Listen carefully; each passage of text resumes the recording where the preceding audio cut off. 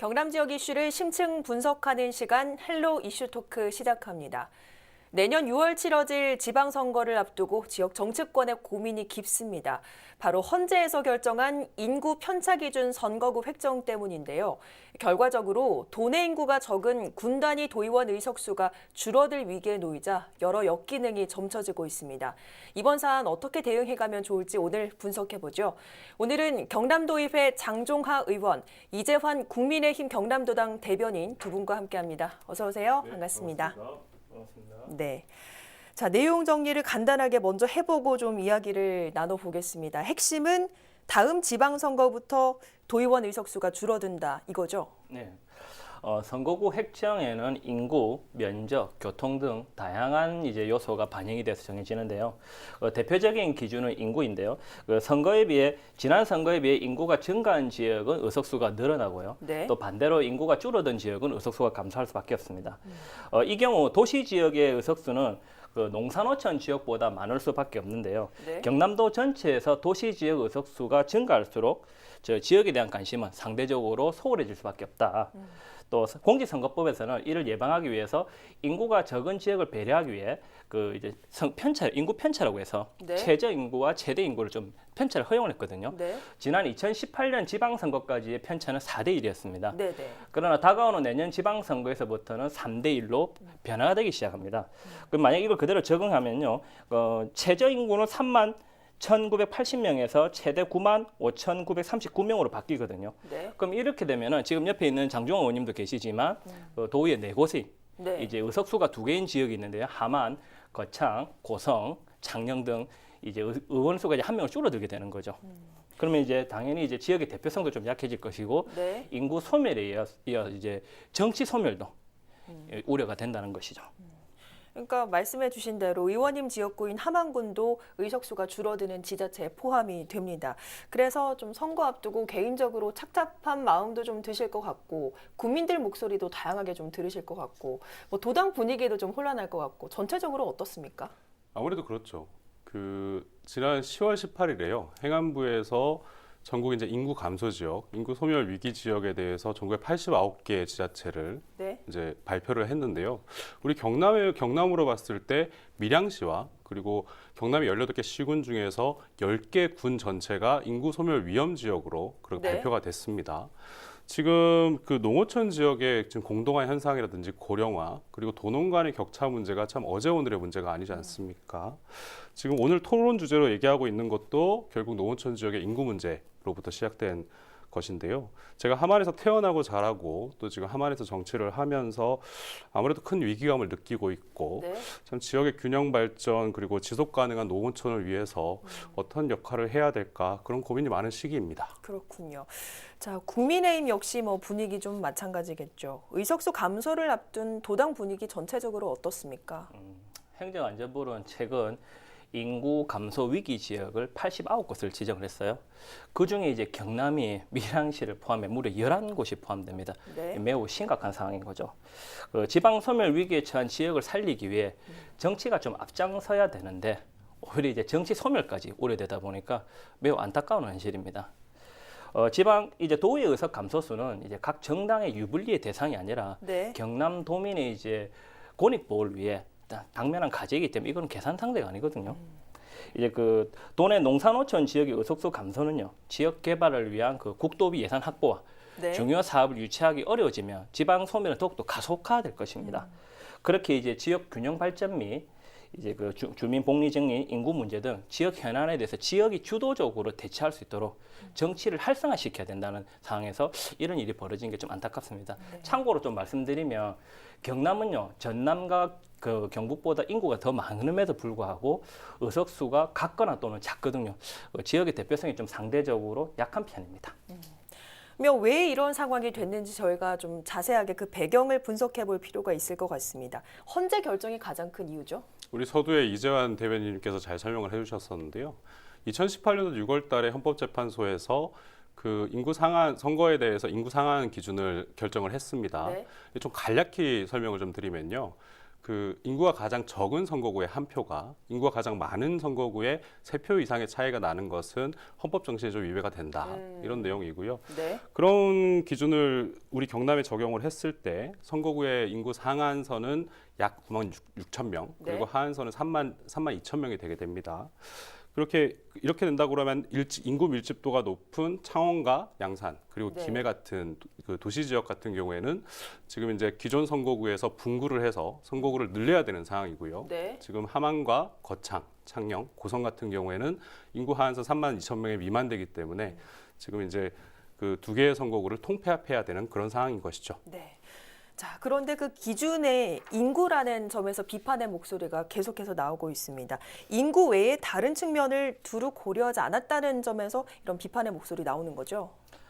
이제 저희가 어릴 때 사회 시간에 배우면 게리맨더링이라고 있습니다. 특정 정당이나 후보자에게 유리한 쪽으로 선거구를 획정하는 것을 게리맨더링하고 이것을 막기 위해 해야 된다고 하는데요.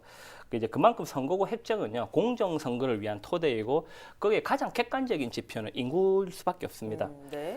또 인구수가 기준이 되는 이유는요 평등 선거 원칙에 따라서 이제 조금 전에 장종원 의원님께서 말씀하셨듯이 3대1, 4대1 이렇게 되는데요. 네. 실제로 각자의 투표 가치는 동등해야 한다는 민주주의의 분명한 가치를 반영한 것이거든요. 네. 하지만 이제 그 농산어촌 지역은요. 인구수를 기준으로 할수록 당연히 홀대받을 수밖에 없는 구조죠. 네. 또 농산어촌 지역의 의석수가 감소할수록 그 줄어든 만큼 의원들이 주민들을 위해 해야 될 업무량이 증가하는 거죠.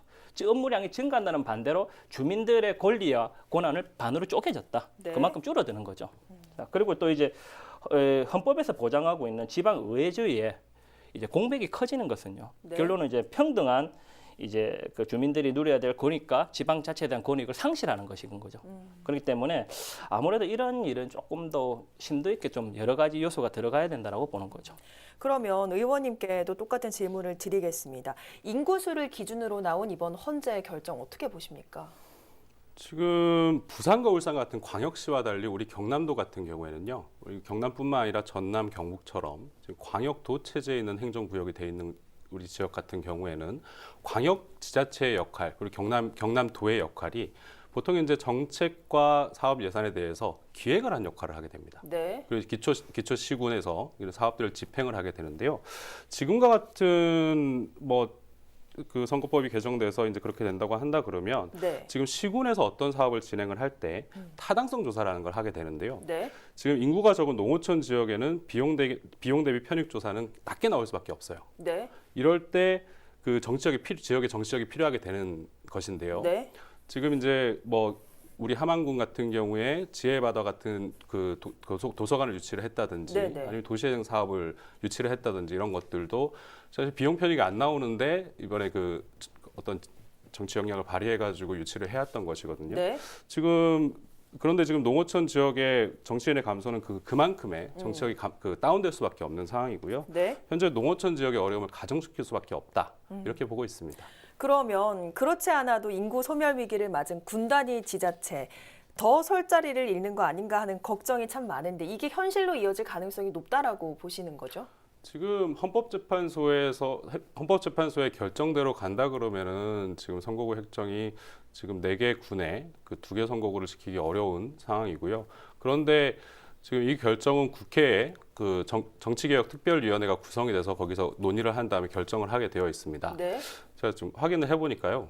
그 원래 10월 달에 정치개혁특별위원회가 구성이 되게 돼 있었는데요. 네. 지금 현재 논의가 안 되고 있습니다. 왜 그런 거죠? 그것은 알 수가 없습니다. 현재 논의가 안 되고 있기 때문에 지금 선거구 획정을 어떻게 한다는 내용 자체가 네. 논의가 안 되고 있는 상황이고요, 국회에서. 그렇다고 한다 그러면은 지금 정치개혁특별위원회가 하루빨리 구성이 돼서 이 논의가 시작이 돼야 되는데 좀 이제 내년에 대선도 있고 큰 이슈들이 많다 보니까는 좀 늦어지는 것 같아요. 국감도 얼마 전에 끝나기도 했고. 네. 지금 정개특위가 구성이 되면은 이게 단순히 우리 경남의 4개 지역뿐만 아니라 전국적으로 보면 전국 17개 농어촌 지역에 해당이 되거든요. 네. 그리고 우리 경남에서 지금 뭐 얼마 전에 창녕에 계신 우리 신영권 의원께서 자유 발언을 하시기도 했고, 제가 대표 발의로 지금 농어촌 지역 선거구의 통폐합 문제에 대해서 결의문도 지금 정부와 국회에 지금 보내놓은 상태거든요. 전국적으로 좀 연대를 해서 네. 국회 정개특위가 그 꾸려질 즈음에 좀 국회에 좀 방문을 하고 찾아가서 이런 문제점들에 대해서 제안도 하고 또 농어촌 특례를 또 만들 수 있는 방법들에 대해서 구상도 하고 해야 되지 않나 그렇게 생각합니다. 자, 결국 이렇게 의석수가 줄어들게 되면 단순히 의원 수가 감소되는 게 문제가 아니라 도민 목소리를 낼 창구가 그만큼 줄어든다는 건데요. 어떤 문제가 가장 크다고 보십니까? 지방자치 핵심이 뭐라고 생각하십니까, 아나운서님께서 보시기에는? 지방자치 핵심이요. 글쎄요. 도민 목소리가 그대로 잘 전달이 되는 게 핵심 아닐까요? 지역 주민의 목소리가 그대로 반영되는 것이 지방자치의 핵심이고, 그 주민들이 주도적으로 지방의 자치를 이끌어간다는 거거든요. 네. 그럼 그렇기 위해서는 당연히 주민의 목소리가 잘 반영돼야 되는데, 주민의 목소리를 반영하기 위해서 저희가 선거제도를 도입했고, 네. 거기에 따라서 이제 의원들을 뽑는 거잖아요. 즉 지방의원들은 주민의 대표입니다. 우리가 지방의회의 부정적인 면을 보고 지방의회의 존재 가치에 대해서 매우 나쁘게 이야기하는 경우도 많지만, 제가 그때도 말씀드렸고 전에도 말씀드린 내용인데, 지방의회는 꼭 필요합니다. 지방자치를 위해서요. 왜 그러냐? 창원시에 예를 들어서 1년 예산이 3조다. 그럼 이 예산에 대해서 지방자치에 들어가는 이 시의원들, 도의원들이 경남도와 시의 이제 예산을 행정사무감사나 하겠죠.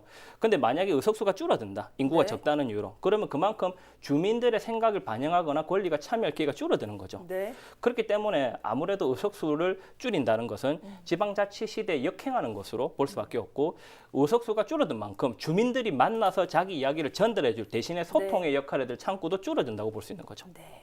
자, 그래서 현재 의석수 감소 대상인 도내 4개군, 4개군은 한 목소리를 내고 있습니다. 어떤 변화를 좀 이끌어낼 수 있다고 보십니까? 지금 뭐 헌재 결정이 있었습니다만 지금 국회의원과 광역의원의 선거구는 국회에서 그 정개특위가 구성이 돼서 그 선거구를 획정하게 되어 있거든요. 네. 지금 본래 일정되더라면 이제 10월 달에 정개특위가 구성이 됐어야 되는데 현재 이제 그 구성이 되지 못하고 있습니다. 아무래도 내년 대선 이슈도 있고 여러 가지 국회 일정이 있다 보니까 정치개혁특별위원회가 아직 구성이 되지 못하고 있는데요. 네. 지금 선거구 통폐합 지역이 그 우리 도내에 4개 지역을 비롯해서 전국의 17개 농어촌 지역에 해당이 되니까요. 뭐 우리 경남도의회에서 자유 발언도 있었고 또 제가 대표 발의를 해서 또 농어촌 지역의 선거구 통폐합 문제에 대해서 정부와 또 국회에 또 이에 대해 반대하는 목소리를 또 전달을 했으니까요. 네. 앞으로 전국에 있는 여러 17개 광역시와 그 농어촌 지역들과 함께 연대를 해 나가야 할 필요성이 있을 것 같고요. 지금 좀 염려가 되는 것은요. 네네. 그 지난 지방선거를 앞두고 선거구 획정 문제는 그 정해진 시한 안에 네. 국회에서 통과된 적이 단 한 번도 없습니다. 네. 그 예를 들어서 지난 2018년도 그 지방선거가 있었을 때 원래 선거가 있기 6개월 전에 선거구 획정이 논의가 끝나야 되거든요. 네. 근데 선거구 획정 논의가 선거를 앞두고 3개월 전에 결정이 됐어요. 네네. 그 전에는요. 그 전에는 심지어 그 선거 운동이 시작이 됐는데 선거구 획정이 안 된 때가 있었습니다. 그래서 본인이 선거 운동을 하는데 본인 선거 지역이 어딘지도 모르고 선거 운동을 하는 경우가 네, 있었거든요. 네, 네. 이번만큼은 정말 그런 혼선이 좀 없었으면 좋겠습니다. 그러게요. 자, 그 말씀해 주셨지만 국회에서 아직 논의가 시작되지 않아서 더 많은 목소리를 내면 더 반영이 될 수 있을까요? 어떻게 보십니까? 지금 이제 지방 의회에서 그러한 이제 목소리를 담는 것뿐만 아니라 또 이제 지역의 주민들께서도 네. 또 서명 운동도 함께 해주시고 계십니다. 네, 함안군에서 실제로 지금 하고 있죠. 그렇습니다. 함안군도 그렇고요. 창녕과 거창, 고성도 지금 이제 각 지역별로 네. 서명 운동을 지금 벌이고 있는 상황이니까요. 그런 지역의 목소리들을 우리 국회에 전달이 좀 잘 될 수 있도록 노력을 해 나가야죠. 알겠습니다. 자, 사실 뭐 의석수가 줄어들게 되면 해당 지역의 선거는 더 치열해질 수밖에 없을 텐데 우려되는 것은 뭐 정책 간 대결이 아니라 당대당 혹은 후보 대 후보 간의 어떤 흑색 선전이 난무될까 이 점이 좀 걱정이 됩니다. 너무 큰 걱정일까요? 어떻게 보십니까? 지방선거 때 이제 선거구 변경은요, 현역 의원을 비롯해 출마 예정자들의 당락을 좌우하는 중요한 요소이기도 합니다. 네. 선거구가 줄어드니 아무래도 공천 경쟁이라든지 선거 운동이 치열해질 것이라는 우려는 당연한 겁니다. 네. 국민의힘은 그 무분별한 후보 난립을 막기 위해 이준석 당대표가 추진하는 공직자 자격 시험을 도입하는 등 대책을 마련하고 있습니다. 네. 또한 최근 젊은 당원들의 가입이 쇄도하는 것처럼 이제 구태인 마타도식 정치는 더 이상 통하지 않을 것이고 또 만약에 마타도식 정치를 하는 사람은 오히려 걸러지는 네. 그런 식으로 가지 않을까 이런 생각을 하고요. 아울러 저는 개인적으로 더 큰 문제를 우리는 고민해야 된다고 생각합니다. 네. 그 선거구가 이제 통폐합되겠죠. 그러면 소지역주의가 더욱 극대화될 것이라는 우려가 있습니다. 이제 예를 들어 이제 여러 개의 시군이 하나의 국회의원 선거구로 묶여 있는 지역을 보시면은요. 네. 특정 지역의 표심에 따라서 당락이 좌우되는 경우가 많거든요. 네. 그럼 의석수가 줄어들고 인구가 줄어준다는 이유로 의석수가 줄어들며 반대로 선거구는 넓어지겠죠. 그럼 당연히 앞으로 도의원 선거에서도 이런 일이 발생하지 않으리란 보장이 없습니다. 네. 오히려 발생할 확률이 훨씬 더 높죠.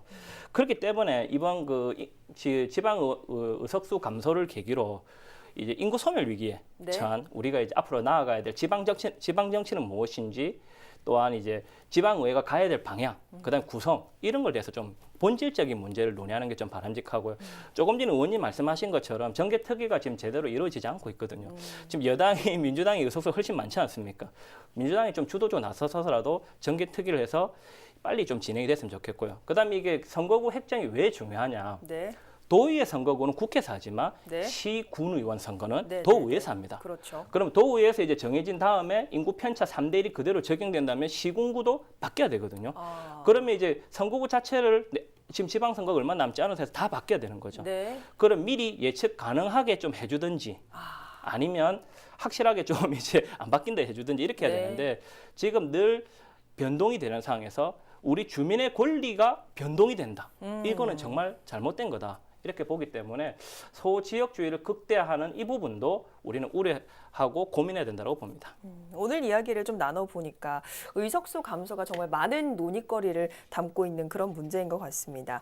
자, 지방선거 직전에 또 대선도 저희가 앞두고 있어서 당대당 대결이 더 좀 혼란을 가져오지 않을까 생각이 드는데 선거를 준비하면서 뭐 초당적 결의 같은 것도 좀 필요해 보여요. 어떻게 보십니까?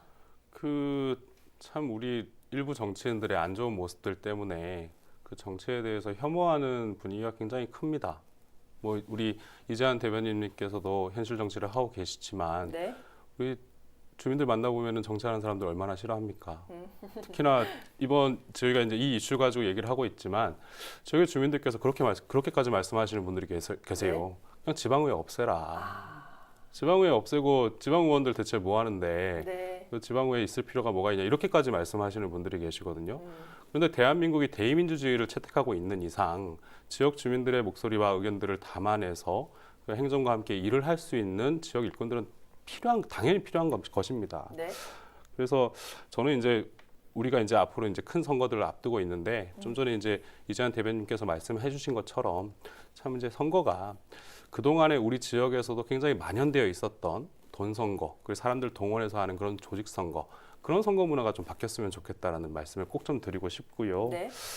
지금 제가 오늘 이재한 대변인님 오늘 처음 뵀는데요. 네. 저희 이재한 대변인처럼 좀 젊고 능력 있는 역량 있는 그런 분들이 국민의힘에서도 좀 역량을 발휘하고 활동할 수 있는 구조가 네. 좀 됐으면 좋겠어요. 중앙은 지금 뭐 이준석 대표가 대표가 된 이후로 젊은 정치인들을 키워나갈 수 있는 분위기가 좀 형성이 됐는데 사실 지금 우리 경남만 봤을 때도 뭐 당연히 우리 당도 좀 변화해야 되는 모습들이 있지만 국민의힘도 좀 정치 세대 교체가 좀 필요한 부분이 있지 않나 그런 말씀을 좀 전하고 싶습니다. 네.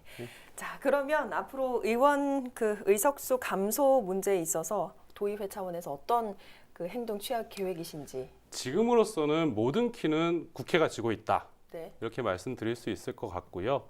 그 지역의 이제 목소리들을 담아내서 국회에 전달하는 역할들을 도의회와 그리고 또 해당 또 기초 또 지자체와 함께 해 나가야 되는 부분이고요. 네. 지금 뭐 의회에서 여러 가지 역할들을 하고 있습니다만 사실 뭐 앞서 말씀드린 것처럼 정개특위가 구성되지 않은 상황에서는 현재로서는 지역에서 여러 목소리를 내지만 담아낼 수 있는 그릇이 없는 상태입니다. 네. 그렇기 때문에 정개특위가 하루속히 구성이 되고 나면은 저희도 전국에 있는 지역들과 연대를 해서 이재한 대변인도 함께 또 농어촌 지역의 어려움들이 가중되지 않기 위해서 함께 노력해 나갔으면 좋겠습니다. 알겠습니다. 자, 오늘 두 분 말씀 여기까지 듣겠습니다. 오늘 말씀 고맙습니다. 네, 고맙습니다. 감사합니다. 네, 오늘 헬로 이슈토크 여기서 마칩니다. 오늘 방송은 유튜브 채널 헬로 경남에서 다시 보실 수 있습니다. 함께해 주신 여러분 고맙습니다.